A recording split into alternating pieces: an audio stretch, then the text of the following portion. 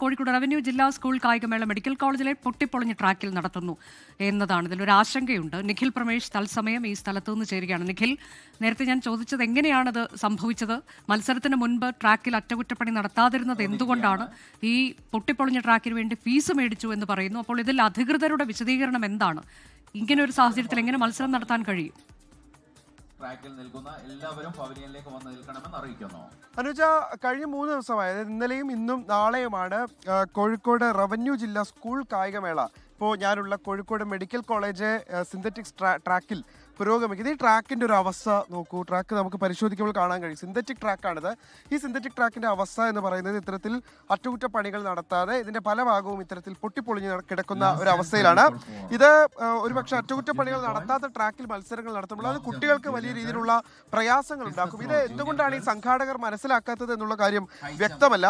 Fees ഈടാക്കിയാണ് ഈ മേള നടത്തുന്നത്. ഏതാണ്ട് 14,000-ഓളം രൂപ ഈടാക്കിയാണ് ഈ ട്രാക്ക് ഇത്തരത്തിൽ കായികമേളയ്ക്കായി വിട്ടു നൽകുന്നത്. വളരെ മികച്ച രീതിയിൽ പരിപാലിക്കേണ്ടുന്ന ഒരു ട്രാക്കാണ് ഇത്തരത്തിൽ കിടന്ന് നശിക്കുന്നത്. നേരത്തെ ദേശീയ ഗെയിംസ് അടക്കം ഇവിടെ വെച്ച് സംഘടിപ്പിക്കുന്ന ഒരു സാഹചര്യം ഉണ്ടായിട്ടുണ്ട്. ഇതിനോടകം തന്നെ കായിക അധ്യാപകരെല്ലാം ഇത്തരത്തിലുള്ള ഒരു പരാതി ഉന്നയിക്കുന്നുമുണ്ട്. അതായത് ഇത്തരത്തിൽ പരിപാലിക്കപ്പെടാതെയാണ് ഈ ട്രാക്ക് കിടക്കുന്നത്, അവിടെയാണ് ഇത്തരത്തിൽ മത്സരങ്ങൾ നടക്കുന്നത് എന്നുള്ള കൃത്യമായിട്ടുള്ള പരാതി കായിക അധ്യാപകരടക്കം ഉന്നയിക്കുന്നുണ്ട്. എന്തായാലും ഇതിലൊരു അടിയന്തര പ്രാധാന്യത്തിൽ പരിഗണിക്കേണ്ടുന്ന ഒരു വിഷയമായിരുന്നു. ഇത്തരത്തിൽ സ്കൂൾ കായികമേള നടക്കുന്നതിന് മുൻപായി തന്നെ ട്രാക്കിന്റെ ഒരു നവീകരണമെങ്കിലും നടത്തേണ്ടതായിരുന്നു. അത് അധികൃതരുടെ ഭാഗത്തു നിന്ന് ഉണ്ടായില്ല എന്നുള്ളതാണ് നമുക്ക് കാണാൻ കഴിയുന്നത്.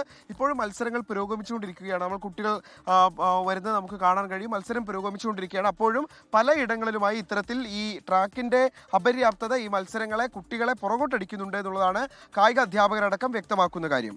അതിനൊരു വിശദീകരണമില്ലേ നിഖിൽ? എന്തുകൊണ്ടാണ് ഇത് സംഭവിച്ചിരിക്കുന്നത്? ഇതിന്റെ അധികൃതരോട് നമുക്ക് സംസാരിക്കാൻ കഴിഞ്ഞില്ലേ?